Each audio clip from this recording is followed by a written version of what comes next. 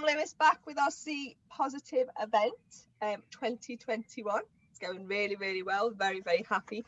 And we've got our guest speaker, Gail Thorne, back on with us today. We had a lovely talk with Gail yesterday about relationships, sex, and everything post-treatment.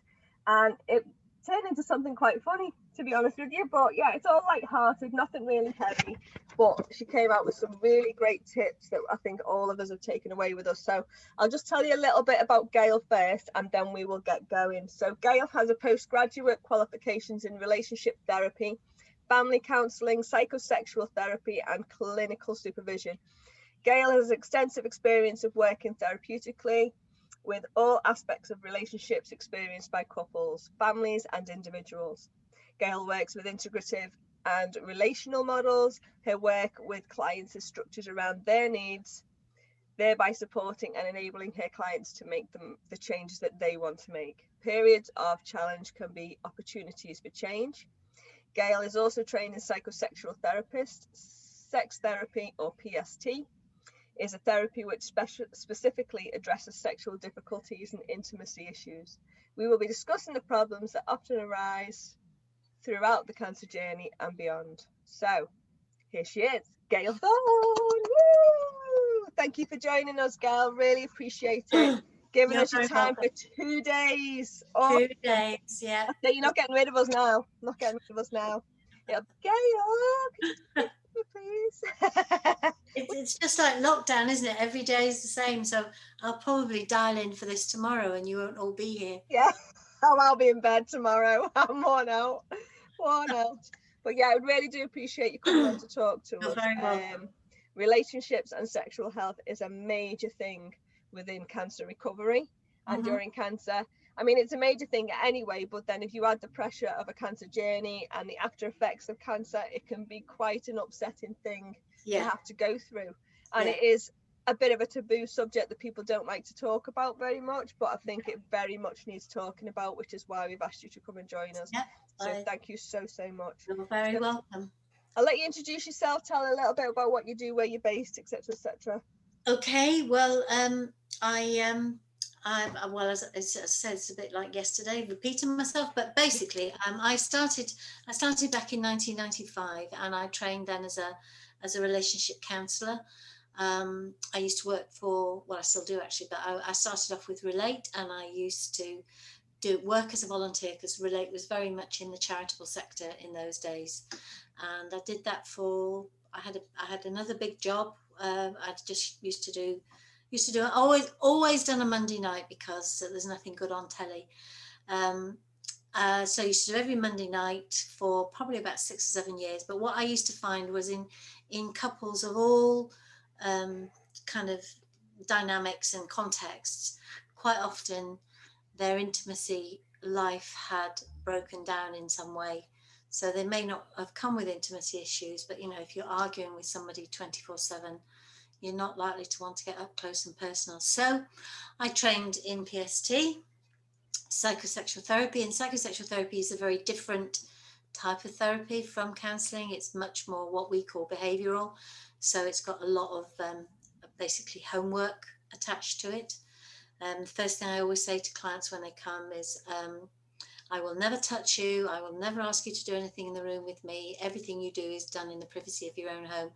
And the look of relief that comes out of people just terrifies me, because I think, did they come through that door thinking that I might touch them or do something to them? But anyway, and then having done that, I thought, well, the only thing left really that I haven't covered is working with families. So family constellations, which can be mum, dad and kids, sort of anywhere between 5 and whatever. And then sometimes grown-up mum and dads, 70-year-old mums and dads and grown-up kids who aren't getting on, and mum and son. And so lots and lots of different constellations there. And then, as I was saying yesterday, I'm also what's known as a clinical supervisor. So that means I've kind of gone a notch above, and I supervise the practice of other people. So in the course of a year, I hear a lot about people's lives and relationships and their intimate life. So yeah, that's me. Wonderful. Just something I've just thought then, that I didn't ask you yesterday. We find that in the cancer field, there is massive waiting lists for people to be seen. Is that the same in the relationship therapy side of things? No, no, not really. No, I mean, sometimes periods of time are busier than others, but certainly speaking for myself and on the site, there's 5 of us. We will always, because we're juggling our diary to match your diary. So we can normally make it work to suit both of our conveniences. And no, there isn't a great waiting list. In fact, if we're what we think of as full, then we will suggest somebody else to go to. And what I normally do is I normally text whoever I'm suggesting, and I say, got some people want to talk, have you got some space? And they'll text me back and say yeah, and I'll tell the clients. So no, I mean, if you go to Relate, the waiting time can be quite a long period of time, but not in private practice, no. And you're based in Warrington as well, aren't you? So you're not that far away from everyone. I'm based in Warrington, but one of my colleagues is based also in Warrington. One of the others is in Chester. One of the other people is just tipping into North Wales on the sort of just the other side of the border with Chester. So we're sort of all over the place. But of course, this Zoom opportunity has created a whole new world for us. And when I look at the Google Analytics for my website, I get quite a lot of hits in Nigeria. Goodness only knows why. Really? Yeah. Nigeria and Finland. And that's why. Yeah, Nigeria and Finland. What's going on? I don't know. But so we're also available because we're on Zoom, and it's true to say that when Zoom, when we went into lockdown this time last year, everybody was actually working face to face, and I think there was a general view that face to face was somehow better than Zoom or something like Microsoft Teams or what have you. But what we found as the years unfolded, that there's real benefits to this, not least of which is if you've got kids, you don't have to find a babysitter, you don't have to travel, it suits the client's convenience much more so than having to come to a place. So do you have offices where all those counsellors come to, or do they have offices where they are for people to go to? It varies. Some of them work from therapy rooms that they have in their own houses. Some people work in other clinics. One of them only works online at the moment. So it tends to vary, really. It varies. But as I say, we were all thinking, oh, this is going to be, this is not going to work very well. But it's been remarkable how well it's worked. Brilliant. And I think I found, because we're in people's homes and that we're talking to them, and somehow it facilitates the conversation perhaps differently. Yeah. I think it's because they know that you can't see my body language right now. You can only see what's going on here. So it's like, it's that little bit more comfortable, I suppose, and I'm relaxed and chilled. Yeah. And people use the screen, which is interesting to me, because, you see a couple, and one of them be sat right back here. And the other one will be sat right over here, and you think, oh, right, okay, what's going on here? I can see what's going on there. Yeah. So it just brings another dimension, really, a different dimension, I guess, is what I would say. But it's definitely very much more convenient because, people would travel here from all over the northwest, so they might be living in North Manchester. So that's kind of like an hour's journey, an hour with me, and then an hour home, and they've got a babysitter, and so.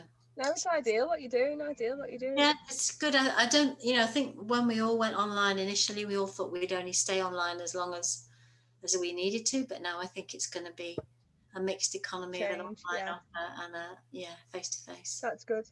Okay, so getting into the nitty-gritty. Let's get into the nitty-gritty. I'll have to watch I don't see any puns. If I start laughing, just ignore me. I'm immature. I hold my hands up to it. I'm immature. So, when you go through a cancer diagnosis, there's so many different changes in the body.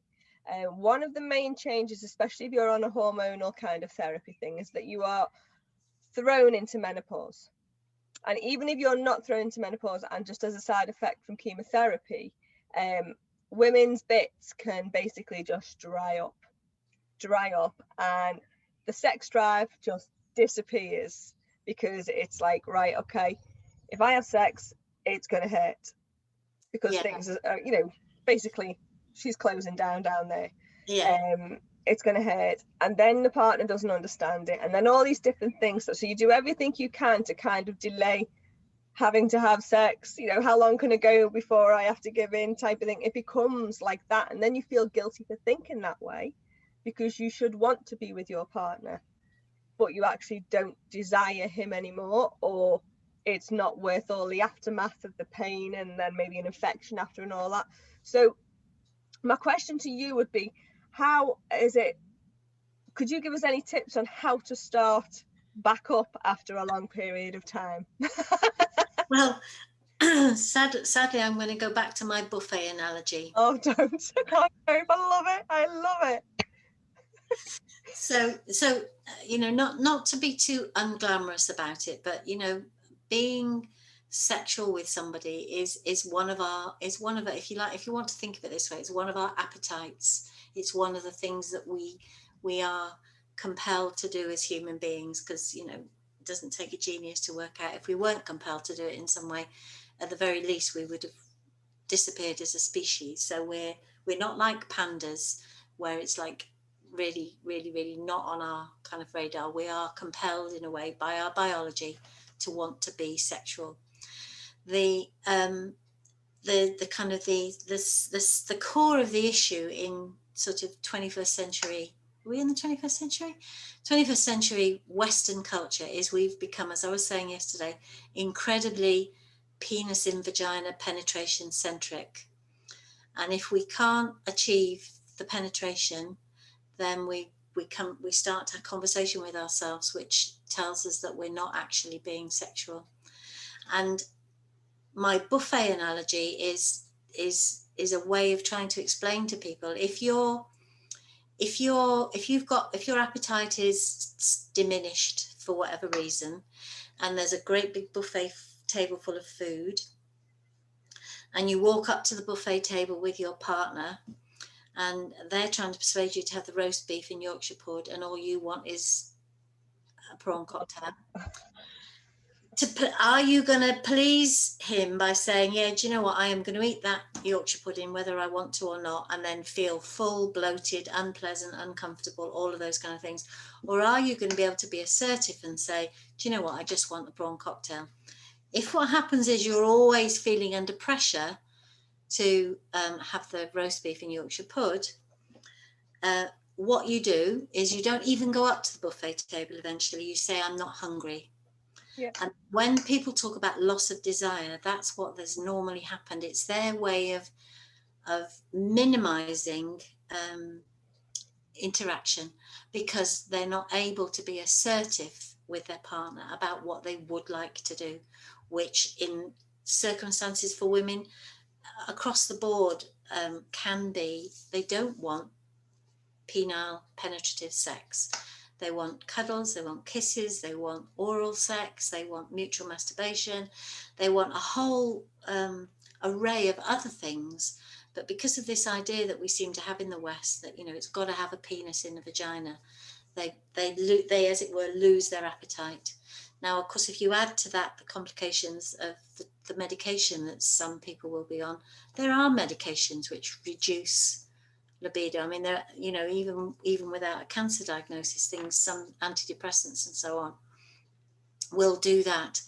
But if you think of it as making love, showing somebody that you love them in a physical way, I think you can open up for yourself a whole world of possibilities. So would you say there's a difference between love making and sex? Absolutely. Sex is the easiest thing anybody will ever have. Sex is what you have with somebody you don't know, because it's like they're like two different. They've got two different sets of ingredients, really. Sex with sex. It's about adventure. It's about exploration. It's about excitement. It's about a different set of ingredients in that that drives you forward in that situation. Love making, the relationship you have becomes much more influential. You know, what's going on for you become much more influential. All of your context becomes much more influential, and you're then no longer having sex, you're making love, and you're showing this person your love for them in this physical way. But you know, like I was saying yesterday, if they've not been very nice to you for like a week, you're not likely to want to do that. And again, and I mean, this is not gender specific, men will do the same thing as women. The best way of getting somebody to back away is to tell them that you've lost interest. And in order to do that, you have to convince yourself that you've lost interest too. Right. Because I Does think that make sense? yeah, I think sometimes like partners can actually just shut down themselves because they're sick of trying and getting a no. So it's easier for them to just not expect it, not want it, or convince themselves they don't.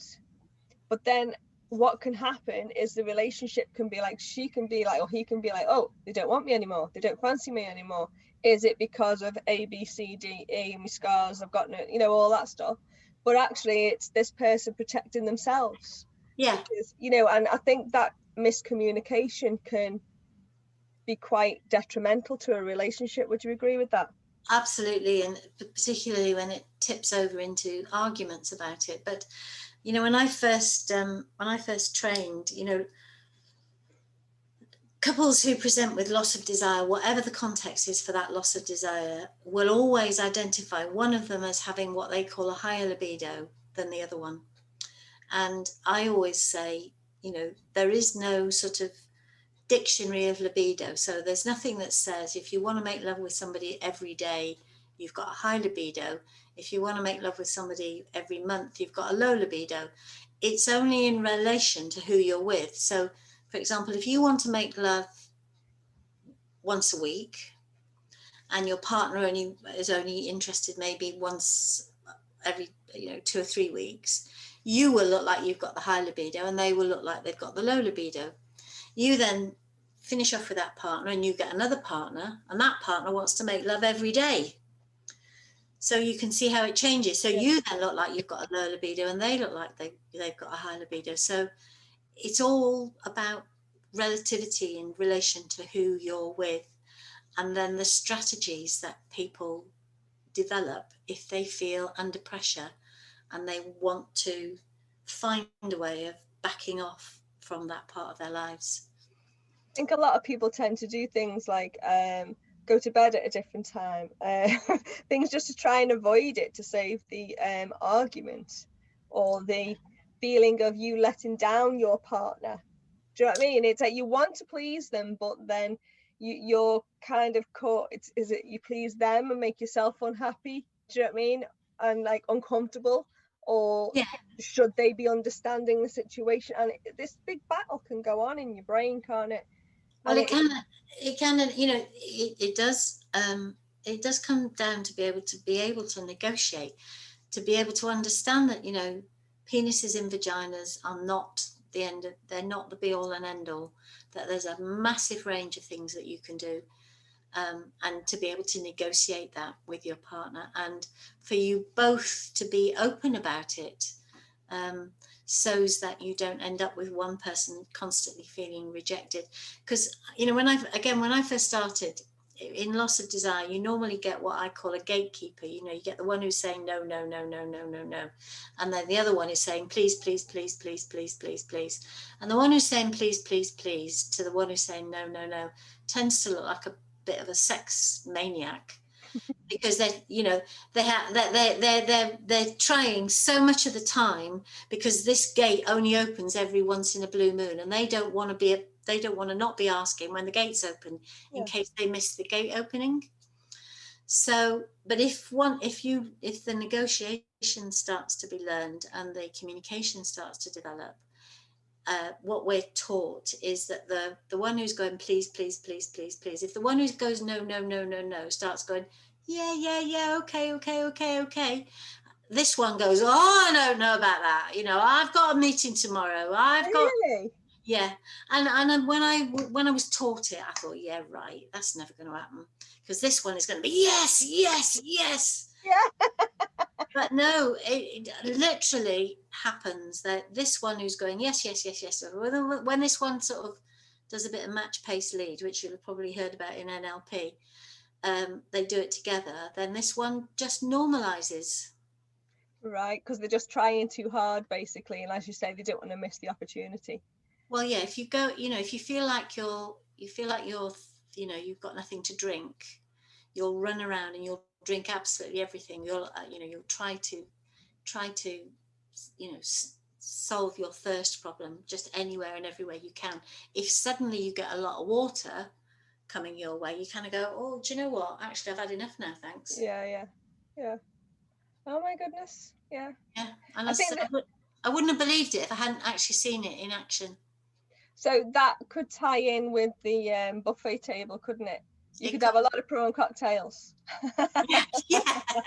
A lot of prawn cocktails could sort out the me thing. Yeah, a lot of prawn cocktails could sort that out. And then, it doesn't mean to say that if you feel more relaxed and, depending on, because I'm not an expert in this sort of how the drug regime would affect you over the period of a month. If there is a time when you're feeling more able, then you can go for the roast beef. I mean, obviously there's lubricants on the market and so on and so forth, but to my mind, it's more about giving yourself permission to be able to do what feels okay.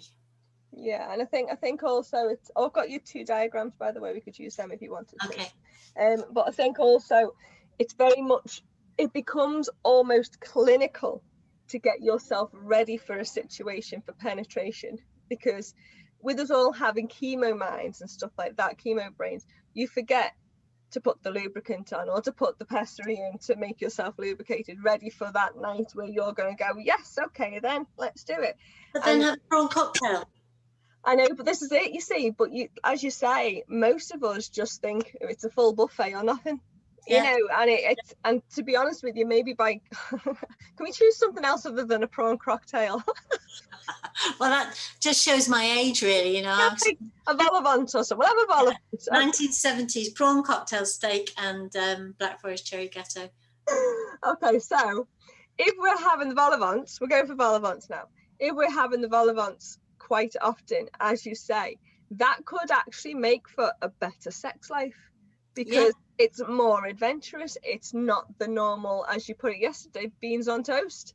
She does talk a lot of food, by the way, guys. Yeah, sorry. I quite like it. But by having vol-au-vents, you could have this vol-au-vent, that flavour vol-au-vent, that flavour, and you could try all these different things. Yeah. And yet you're comfortable knowing, because you've communicated, we're not having any steak, we're not having any, Yorkshire pudding, we're not having that. But we can try everything else on the buffet if you like. So you kind of relax, knowing the pressure isn't there. Yeah. To have the steak. Yeah, because again, it's what's the purpose of a partner? This person that we identify as our love object, we decide to be in this love relationship with them. What's the difference between that and living with a flatmate, somebody you really get on with and you have a great laugh with and you share tasks and so on? What's the difference between the two? And one of the key differences, generally speaking, is that you have this physical relationship. And the physical relationship is a way of building, developing, and strengthening the intimacy, emotional bond between the two of you. And I mean, quite literally, you do not need to have a penis in a vagina to be able to do that. Just need to be able to be close, be able to I sometimes think it's a bit like you need to be able to just let yourself emotionally merge with this other person that you've told the world, this is my one, this is my love. And that emotional merging is the key difference between lovemaking and sex, because sex is something you tend to really do with somebody you either don't know or don't know very well. I do think the key to this, I'm just thinking as you're talking, the key to this is communication. It is the communication that the steak is not on the table. Yeah. It is not there at all. But all these other things are. If we can make an agreement not to go for steak, you know, things will happen a lot more, because the more that's it feels weird talking about steak so much, but the more that request for steak is there, the less that the person who's with them, the partner, starts to feel about themselves. Yeah. It then starts to become, is that all you're with me for? Because that's all you ever go on about. You know, there's more to me than that. But I think it comes to a point, and I'm not saying this in a bad way against men, they just like black and white, they don't do complicated. So I think it comes to a point where you have to go, listen, let's have a vol au vent, let's do this, let's do that, and take the lead on that, so that the steak is forgotten about. Yeah, you know what I mean? Well, I do, but as I said, you know, this just isn't women that gatekeep in this way. You know, men do as well. Yeah. You know, one of the most surprising elements of sex therapy, for example, is, you know, men with erectile dysfunction, retarded or premature ejaculation. They'll do exactly the same thing, because they can't cope with the pressure, so they, as it were, lose the appetite, and that's because that's the safest way of doing it. Either that, or that's their safest way of doing it. But you know, being able to talk to each other is has got to be, you have to do it in a non-accusatory, non-blaming way. If you start to sort of the conversation with, you know, you get on my nerves because you're always after sex with me and I don't want to do it, and you know, I'm fed up with you, and so on and so forth, then you're not going to have the sort of conversation that's going to end up in a good place for both of you. You need to start off by talking, as we were saying yesterday, with eye language. Look, I really feel like I want to be close to you. You know, I really love being close to you, but at the moment, for whatever reason, this is, you know, penetration is not going to be possible, but I would love it if we could do something else. Yeah, and I think it goes without saying, everybody loves the skin on skin feeling. Yeah. But I think it just brings in a fear of the skin on skin is going to lead to him wanting steak.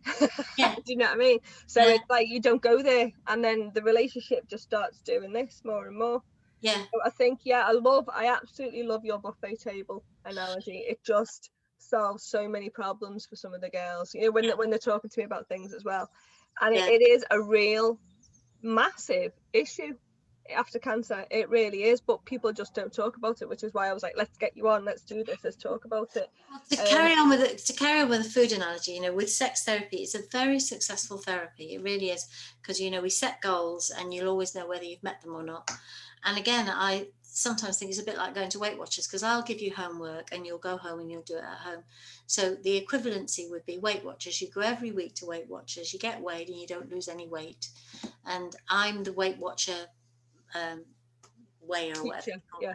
And I'm saying to you, what are you doing in the week then that's not that means you're not losing weight? Because if you don't do what I tell you, in other words, eat, you know, follow the diet, you're not going to lose weight. And it's the same with sex therapy, really. I gatekeep the process. Yeah. And you have to do your homework. And as I say, homework was never like this when I was at school, but you know, it's no, my school either. Yeah. It's you know, the program has been around for probably 80 or 90 years now, so it's a well tried and tested program of development for people. Can you just tell us your, because I thought this was another great one yesterday as well, tell us your beans on toast analogy. Yeah, well, the beans on toast analogy really cuts across anybody that tends to come into my world of either relationship or sex therapy. You know, they have literally got to the stage where, you know, it's the second Friday in the month, and they've got a takeaway and a bottle of wine, and it's at 10:30 and they go to bed and the lights go out and it's twiddle twiddle, tweak tweak, flick flick. And they've been doing that for 20 years, and one or the other of them is bored rigid. Together, sorry, come on. And you know, again, it's about where's your imagination, guys? You know, where's your, if somebody gives you beans on toast every Friday, every week of your life, do you know what? Even if you loved beans on toast to start off with, you'd finally say, can we have something else? Yeah. But couples find that conversation really difficult. I mean, I don't mean to be flippant about it, because what then happens is one or the other of them starts to think, well, you're being critical, or you're telling me I'm not a good lover, or I'm not considerate. And it is a difficult conversation. I do understand that for couples to have.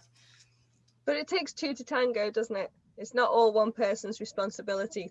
That's why you have beans on toast. Yeah. Well, I'd give you... Could spice your beans on toast up and put a bit of Worcester sauce on there, couldn't you? Let's be honest. Yeah. Or a bit of cheese on the top. Yeah. Or mix some butter in with the beans or something. Exactly. You know, and being able to negotiate and communicate is really, really important. And the way, you know, the scenario that comes to my mind is a couple that had started to do some, you know, heating up the context, you know, doing more sort of kissing and cuddling and so on and so forth. And because her criticism of him was that he never showed her any affection. So there would be an affectionless desert, and then 11 o'clock on a Friday night, he'd want to make love. And she wanted more affection. She wanted more of warming of the context. So they agreed that they would kiss more. And they came back a couple of weeks later, and he was utterly perplexed. He didn't understand, because she was still fed up with him. And he said, I don't understand, because, you know, I'm kissing more. You know, what does she want? I just don't know what she wants. And she sort of looked at me, and she looked at him, and she said, yes, but, you know, you're sticking your tongue in my ear when I'm trying to get the kids out to school. You know, you're kissing me at really inappropriate times, and that is a failure of communication. Yeah. I didn't mean to laugh then, sorry. It's just, I just have to punch him. Go away. I don't know whether all these other people, do you think all these other people are laughing? Or what? I'm hoping so, because I can't see their faces. No. It's really quite off-putting, isn't it? Because I feel like I better stop laughing. Does anybody have any questions? I think, yeah, if you've got any questions, just put them in the chat, or you can put your camera on and ask them directly. Yeah. One of the other things that you said that you wanted to cover is people who might be worried about what the other partner might think. You know, now I don't know whether that was because of scars or what. I'm not sure what. Well, yeah. Well. I've had clients where, you know, she sadly had a mastectomy, and she it was her feeling of it not being a great thing to look at, that she didn't want to engage in anything physical. And he was saying, you know, sweetheart, I love you, I really don't mind it, you know, it's not an issue for me. But she didn't trust what he said, and it was an issue for her. So again, it was about how we negotiated how she could come to feel comfortable. And the what she decided to do was do some really expensive lingerie shopping and buy some really sexy sort of lingerie tops that she could wear, and that was enough for her to feel comfortable. And you know, it was enough for her to feel comfortable. But there are things that, you know, I had a client a few years ago now where she'd had cancer very young, and she'd had a hysterectomy of some, she'd had something like she called it a radical hysterectomy, I'm not quite sure, but she'd had it probably in the late 70s, and she kept talking about her vaginal vault, and I didn't know what that meant, so of course I haven't Googled it. But, you know, she'd always talked about this with him, and he thought that it was like a vault, you know, there was just, if he put his penis in there, he was just going to disappear.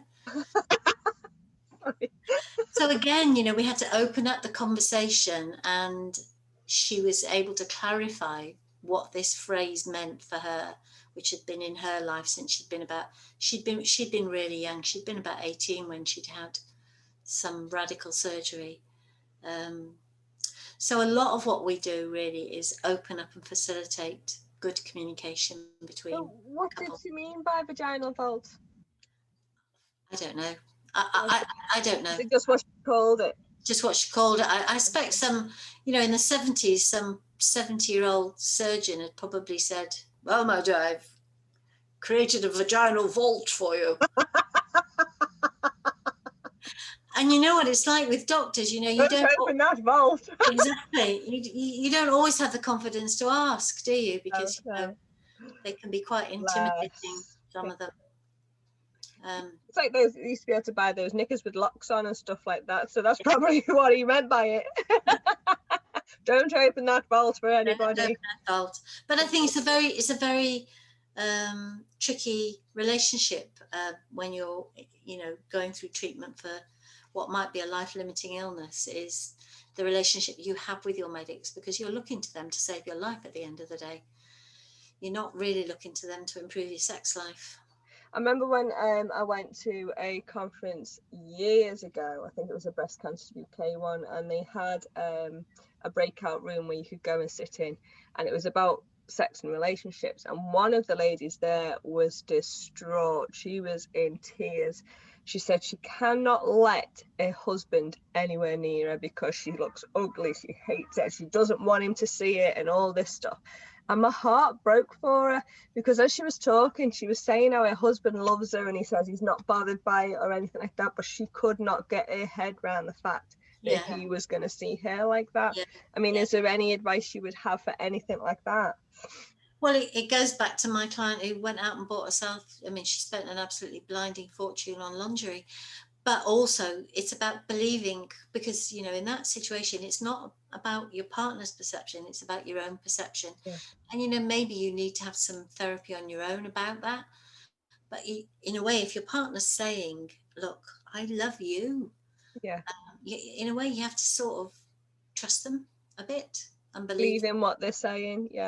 Because they know themselves well, and you know how you feel about you. But I mean, I never said I wasn't going to bring myself into this, but when it came to me losing my breast on one side, my husband said to me, it doesn't bother me because I've got you.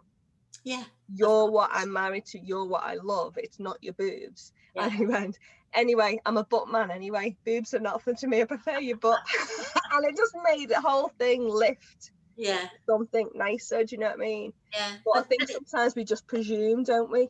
Well, presume and not trust when you're told. But body dysmorphia is an issue for a lot of women, particularly younger women. And that, I think, has got a lot to do with porn and what's on social media and stuff. So they've all got to have shaved pubes, and younger men will say, pubic hair blocked, I'm like that. There's so there's almost like you have this, they get this idea that they have to have the body perfect in order to be sexual. And now I've seen girls in their 20s, with bodies to die for, and they will be going, look at my stomach. And I think if you think you've got a stomach, darling, wait till you had 3 kids like me, and it's sort of you need to sort that out now, that mentality. There's a lot going on for people when it comes to their intimate lives, because at the end of the day, if you think about it, if we see other people making love or having sex, having intercourse, we're either seeing an idealized version on some sort of film screen, or we're seeing porn. And so, in things like, I think, in Pretty Woman, when Richard Gere gets into bed with Julia Roberts, he never asks her if she's had a recent sexually transmitted disease test. He never asks her if she's on any contraception. That's true, it's true. And it's not real life, really, for a lot of people. No, I agree. And, is there anything that, so we've all got really low libidos through no fault of our own. Sorry, 1 second, just close that door, bell's just come over. Just the subject and my daughter starts walking over. So yeah, we've all got, just close that door quickly. We've all got low libidos. The buffet table is going to help a lot, because that could make it more adventurous as well, because it's not going to be, it doesn't have to be a full course meal that you have to have. It could be a quick snack while the kids aren't looking or they're not in, do you know what I mean? So it could make it a bit more adventurous and more practical as well, because a lot of us have children who don't go to bed till late now because they're teens or something like that, so it's getting that time to be able to do anything anyway. But is there anything that you could suggest that we could do to sort of help that libido get going again? And, you know, what suggestions would you have to help kick it into action? Have you got any? Well, I mean, yes, insofar as it is about being able to have the conversation. And the two things I sent you are two things that can help with the conversation. It's about having the can you see them? Yeah, I can put them up on the screen. Which one is it you want? You gave me two. Well, either of them actually will do. But if we do the charm circle, one with the circles, Okay. and you can do that, you can do this on your own.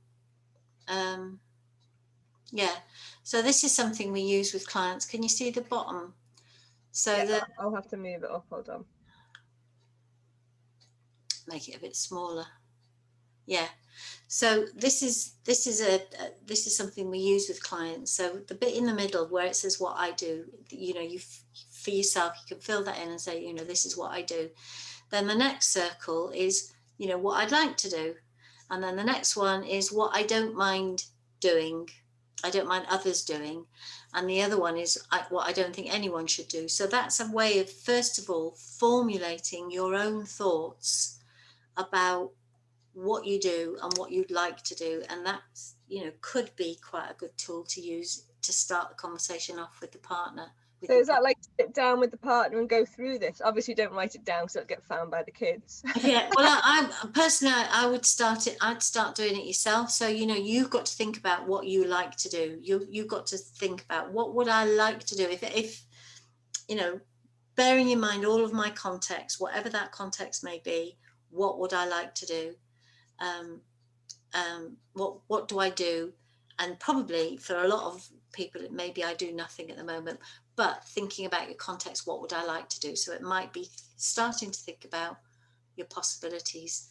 There may be times when your treatment permits you to be doing things differently, or, you know, what would I like to do?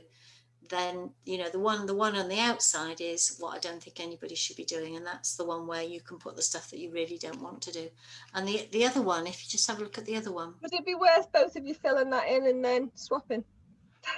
Well, I personally, I mean, you can get both of you to fill it in, but I'd start, you know, these things are usually much better done separately because you get an uninhibited, you know, download. And these are, because this is a really difficult conversation to have with your partner, because, you know, they may have been doing this for years. So what turns me on and creates sexual desire?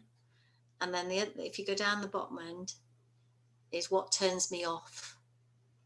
And so if you think about the case I was telling you about earlier on, where he was sticking his tongue in her ear every 5 minutes of the day, she would have written in there, he's inappropriate when he kisses me, and that reduces my sexual desire for him. You know, she could have put on the turns her on. She could have put something else. You know, quite often what I find clients will put on the turns me off is he's always asking, or he makes rude jokes, or he smashes and grabs. You know, I'll be doing the washing up and he'll come up behind me and grab me around the waist, or, you know, so those are the things that are likely to decrease how you feel when it comes to desire. And the ones on the left are things that are likely to increase your desire. So the ones closest to the circle are the most impactful. It doesn't really matter. It's just the way. It just doesn't really matter. But, you know, your starting point is whatever your context is, and you've all got a particular context. Your that part of your biological makeup is still present. It may have got buried, but it's still present. You know, sometimes people talk about themselves as if they've had their sexual desire surgically removed.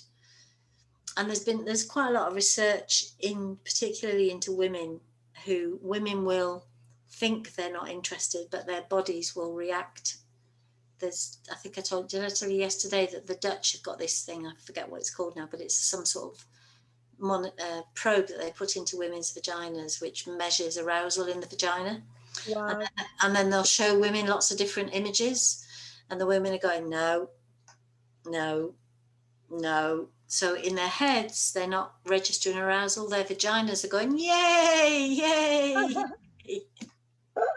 Women are quite good at dampening things down with their minds. Yeah, rational. No, I'm not in the mood. I'm too tired. I've got this. I think that's half the time, isn't it? We always think because of the fatigue that we're struggling with, that is another thing that gets in the way. So maybe not trying to do it so late at night when you've just got into bed. We actually do want to sleep. You know, it's like we're still recovering, but there might be another communication thing. There might be a time of day that would work better. Yeah, You know, I can't tell you how many couples I come across where, you know, one person identifies themselves as preferring to be more love-making active at night, and the other one prefers to be more active in the morning. And you can't negotiate that.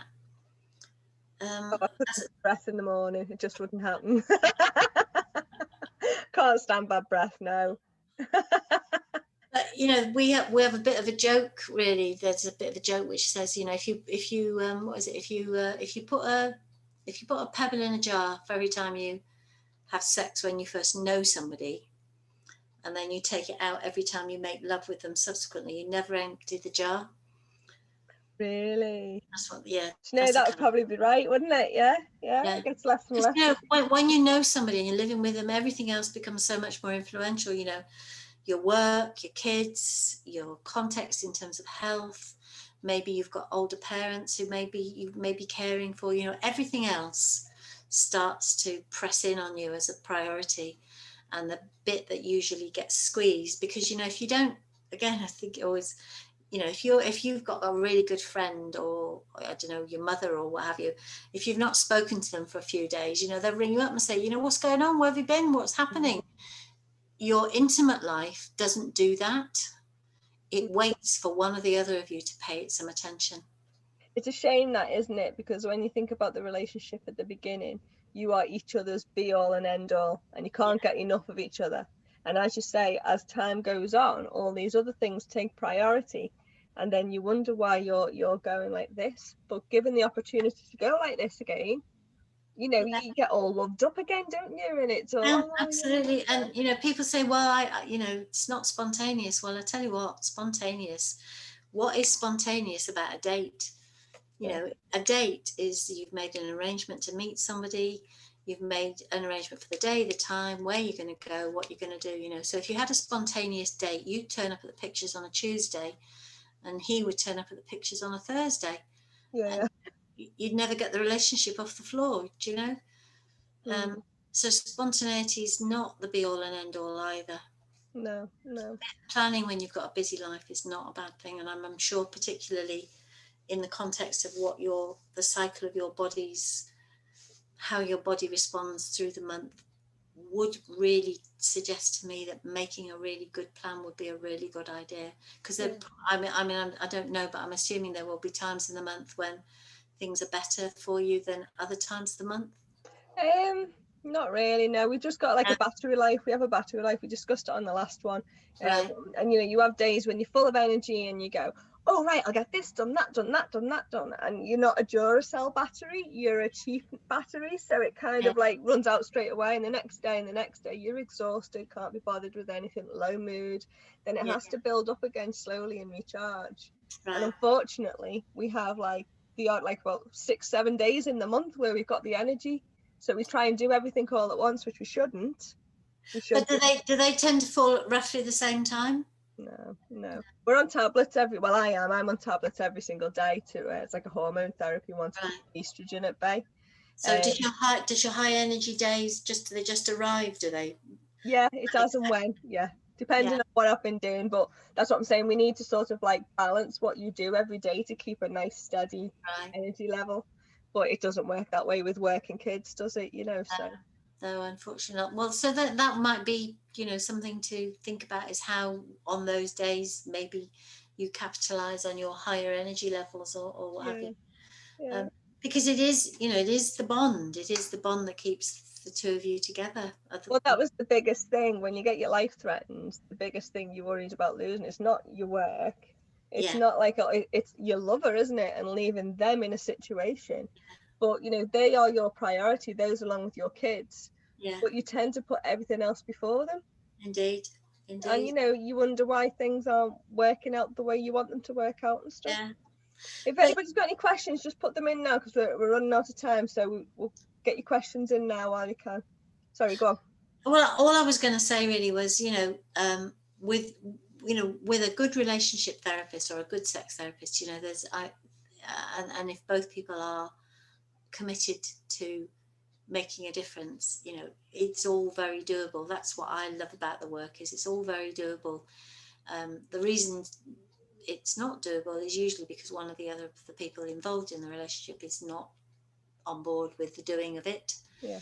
And it's a very, we're working with two people, so we don't listen to the, because what we'll quite often get is he this, or she that. You make this relationship together. What we say is you co-construct the relationship. So whatever's going on, you both make a contribution to it. Yeah, we need to do this rather than he does or she does. Yeah. So it's don't not think it's a good thing to do, and as I said yesterday, do it sooner rather than later, because sadly quite often we get people really when their relationship's in intensive care, really, if they'd have come earlier on, things would have been much more manageable for them and for us. Definitely. So don't let it get to the eat from the buffet table regularly. Little snacks. Sorry, and get rid of the beans on toast. Yeah, get rid of the beans on toast. I dread to think how many couples are having the beans on toast, regardless of their context, frankly. Wow. There's another really famous book that we read as sex therapists. It's called 50 Thrusts and Don't Jiggle Me Book. Stop it. That's not the title. You are joking. That is hilarious. I need that book. And you know what that's about, don't you? That's about a woman who's got her book up here. She pulls up the nightie, lets him get on with it, puts it down, and carries on reading the book. I mean, it's a caricature, of course. Oh my goodness! But it's about understanding how you should be relating sexually, intimately. So horrid, though, isn't it? Because that's just a device. Yeah. Isn't it, for the man rather than a wife or a girlfriend? Yeah, it's not. It's horrid. Awful for both people, really. Yeah. Oh well. Well, thank you very much. Anyway. Well, you're welcome. Yeah. So absolutely amazing, and I'm sure everybody's taken so much from that, because I've taken loads from that. I hope so. And thank you for inviting me. And I think it's a great 2 days that you put together, Sam. So thank you. And we'll stay in touch. Okay, is that all right? All right, that's absolutely fine. Yeah. Thank you so much, Gail. Appreciate it. Take care then. Bye-bye. Bye. Bye.